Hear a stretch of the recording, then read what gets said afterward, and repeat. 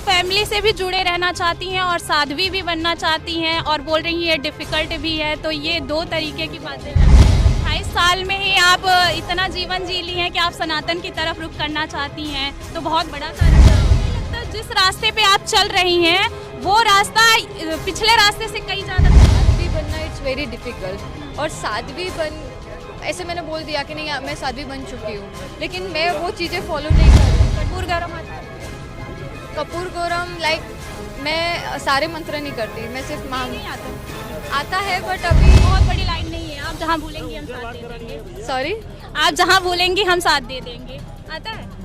कपूर गौरम कपूर गौरम करुणा अवतारम संसार।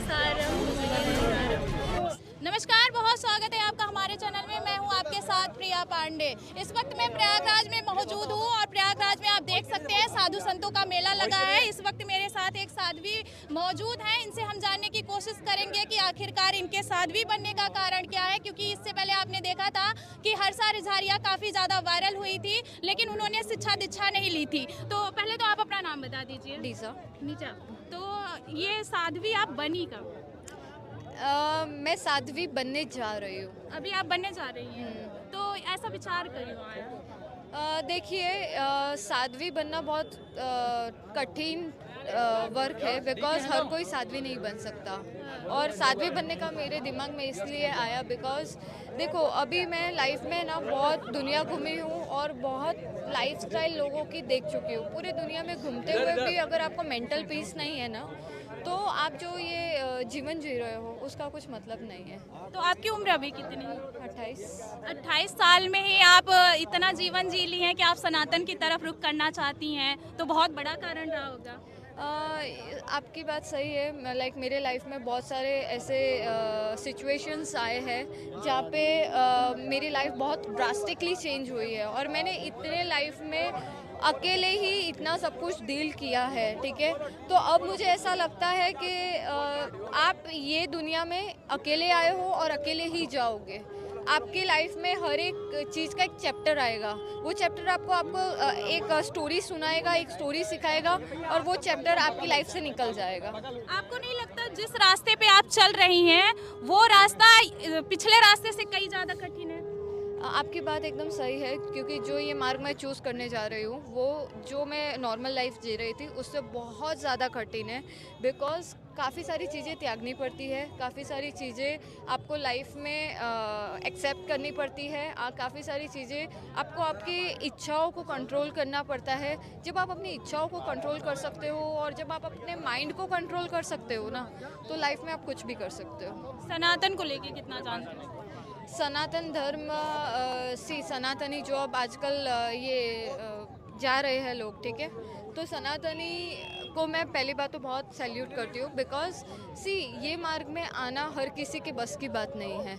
और जो ये मार्ग में है सनातनी में, तो वो कहीं ना कहीं ईश्वर का इशारा है, क्योंकि उनके साथ भी लाइफ में एक ऐसा स्टेज आता है जहाँ पे भगवान उनको अपनी तरफ आकर्षित करता है, वो खुद नहीं जाते हैं। आप रहने वाली कहाँ की? अहमदाबाद से आई हैं, तो आप अभी पूर्ण तरीके से विचार कर चुके हैं कि यहाँ कुंभ में साध्वी की दीक्षा लेके जाना है? मेरा ट्राई था बट जैसे कि मैंने बताया, जो ये अखाड़ा है जूना अखाड़ा, वहाँ पे मैं एक माता जी से मिली थी और वो माता जी ने मुझे बहुत सारी चीज़ें समझाई है। 2 घंटे तक मैं उनके आश्रम में अंदर ही बैठी थी, ठीक है। तो उन्होंने मुझे बहुत सारी चीज़ें पूछी बट बताते बताते थोड़ा सा मैं इमोशनल हो गई। तो उन्होंने मुझे काफ़ी सारी चीज़ें सिखाई है, तो वो चीज़ पहले मैं स्टार्ट करूँगी। क्योंकि देखिए साध्वी बनना इट्स वेरी डिफ़िकल्ट। और साध्वी ऐसे मैंने बोल दिया कि नहीं मैं साध्वी बन चुकी हूँ, लेकिन मैं वो चीज़ें फॉलो नहीं कर रही हूँ। जैसे कितनी सारी चीज़ें, सादगी में रहना, आपको आपके गुरुजी का पालन करना, जब तक वो खाना ना खाए तब तक आप नहीं खा सकते। तो वो सारी चीज़ें at the age of this right 28 it's very difficult, but still I will try my best कि मैं धीरे धीरे इस पे आगे बढ़ूँ। तो आपकी फैमिली में कितने लोग?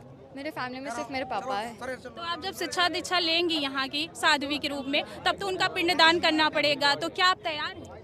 देखिए अभी रिसेंटली मैंने 6 महीने पहले ही मेरी मम्मा को खोया है, ठीक है। और मेरा एक भाई भी है, वो यूएसए में है, ठीक है। और अभी मम्मा को खोने के बाद तो अभी मैं मेरे डैड के बारे में ये चीज़ नहीं सोच सकती कि मैं उनका पिंडदान कर दूँ, ठीक है।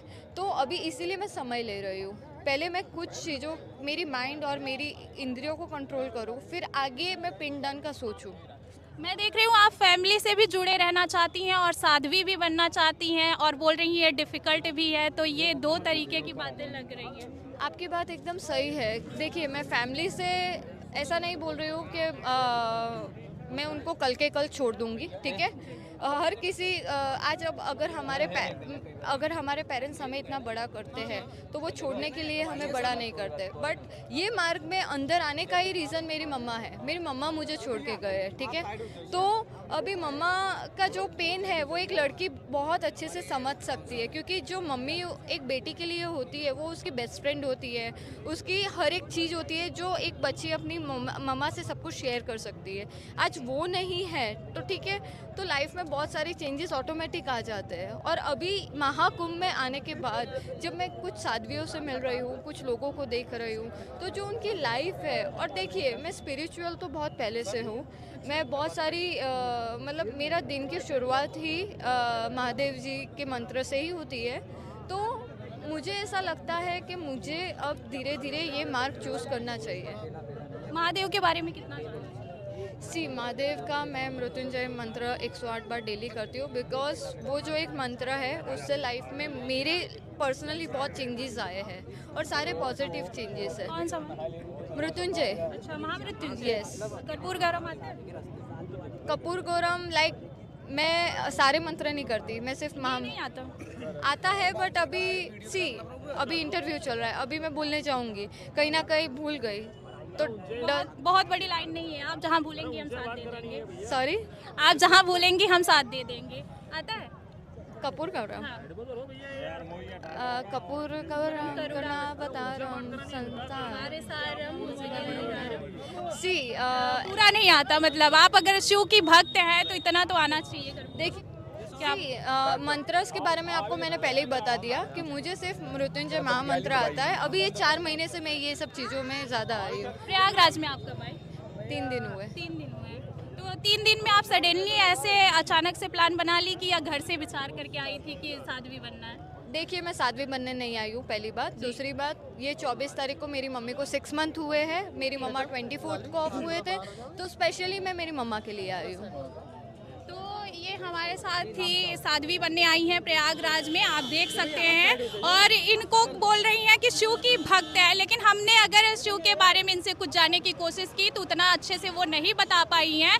लेकिन ये काफ़ी ज़्यादा खूबसूरत है, सुंदर है। हर्षा रिझारिया की तरह इनको भी काफ़ी लोग पसंद कर रहे हैं, आप भीड़ देख के अंदाज़ा लगा सकते हैं। लेकिन अभी ये साध्वी की शिक्षा दीक्षा नहीं ली है और प्रयागराज में आई है। और इनका कहना है कि ये इनकी मम्मी का देहांत हो गया था, इस वजह से ये इस रास्ते पर जाने का सोच रही हैं। कैमरा पर्सन चंदन के साथ प्रिया पांडे।